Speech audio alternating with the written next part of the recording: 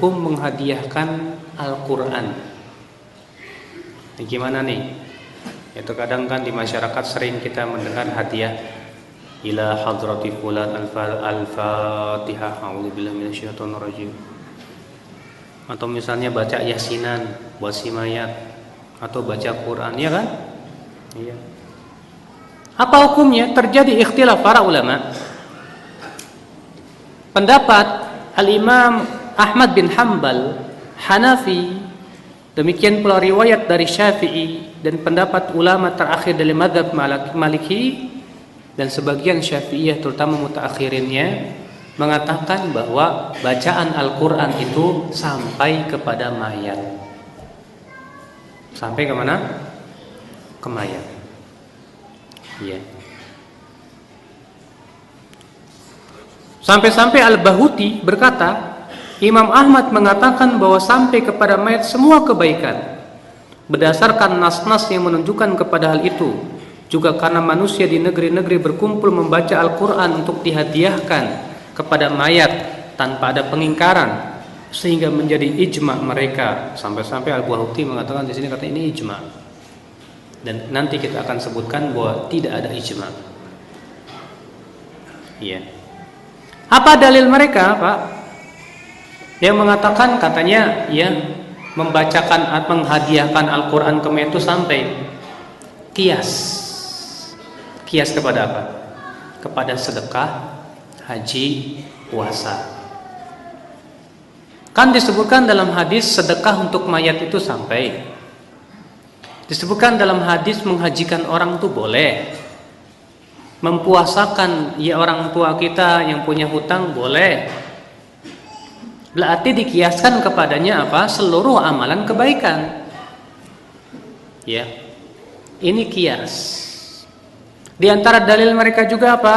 Hadis Ma'qil bin Yasar bahwa Nabi SAW sabda, "Iqra'u Yasin ala mautakum." Bacakan surat Yasin kepada orang yang sudah mati di antara kamu. Tapi hadis ini akhir dhaif.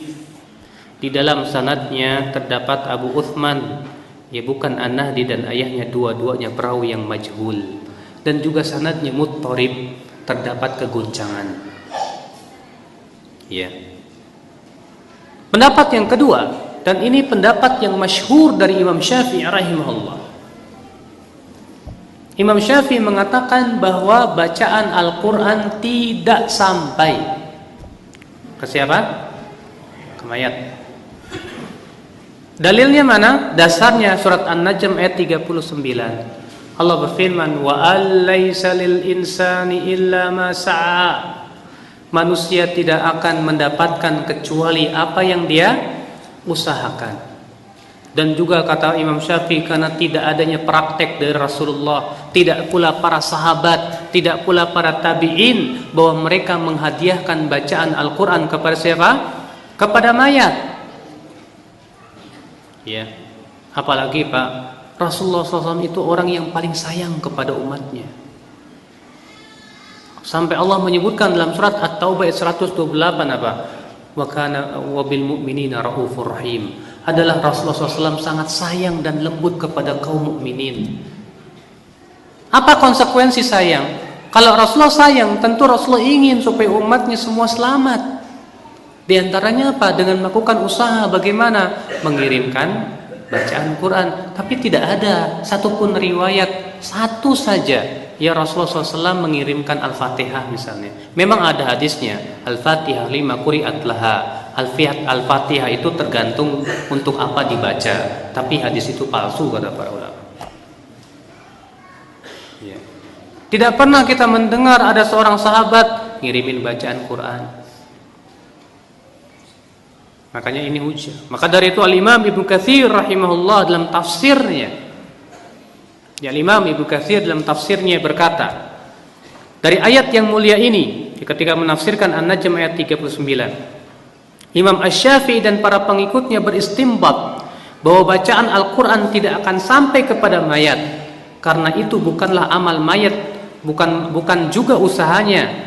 Dan Rasulullah SAW tidak pernah menyunahkan kepada umatnya, tidak juga menganjurkan atau membimbing kepadanya baik dengan nas maupun isyarat, dan tidak pernah dinukil juga dari seorang sahabat pun kalau itu baik tentu mereka telah mendahuluinya.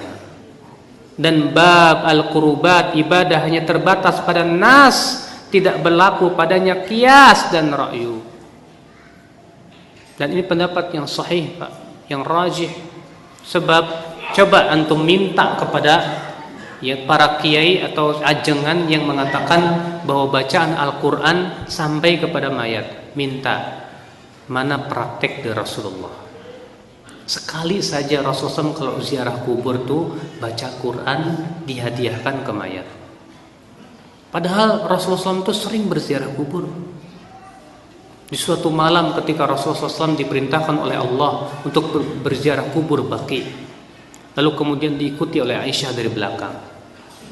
Aisyah dia tidak mendengar Rasulullah SAW menyampaikan atau membacakan Al-Quran.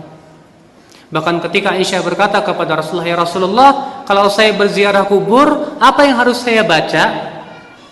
Kata Rasulullah, "Quli, ucapkan Assalamualaikum ya ahlad diyar." Ya, sampai akhirnya Rasulullah tidak mengajarkan tentang bacaan ayat Al-Quran. Kalaulah itu baik, tentu sudah diajarkan oleh siapa? Oleh Rasulullah Shallallahu Alaihi Wasallam. Para sahabat yang mati di zaman Rasulullah banyak tidak? Baik. Ketika Rasulullah SAW meninggal dunia, apakah para sahabat baca yasinan? Tidak pernah kita mendengar dalam sejarah ketika Rasulullah SAW meninggal dunia itu para sahabat yasinan. Silakan dibuka kitab-kitab bagi mereka yang mau berpikir, ya, kitab-kitab hadis dengan sanad-sanadnya. Ketika Rasulullah meninggal dunia atau Abu Bakar meninggal dunia, tidak pernah kita mendengar para sahabat kumpul baca yasinan. Ketika Umar bin Khattab meninggal dunia, Utsman meninggal dunia, Ali bin Abi Thalib meninggal dunia, kita tidak pernah mendengar para sahabat baca yasinan, menghadiahkan bacaan Al-Quran kepada. Selain hadisnya juga dhaif, ya. Itu menjadi tren di masyarakat kan. Ayo baca yasinan. Ya, kalau enggak yasinan kamu wahabi, sesat kan. Masya Allah. Ikhwatul Islam, azani Allah wa iyyakum. Adapun klaim Bahuti bahwa itu ijma, ini klaim yang batil. Kenapa? Karena perselisihan dalam masalah ini jelas. Lah terus berarti Imam Ahmad sesat dong. Berarti Imam Malik sesat. Berarti Imam Abu Hanifah sesat? Yang mengatakan bahwasannya ya bacaan Quran sampai, kita katakan mereka sudah berijtihad. Dan orang yang berijtihad itu kalau benar dapat 2 pahala. Kalau salah dapat 1 pahala. Berarti buat mujtahidnya dapat pahala. Lah buat antum kalau tahu itu salah dapat dosa kalau tetap ngikutin juga.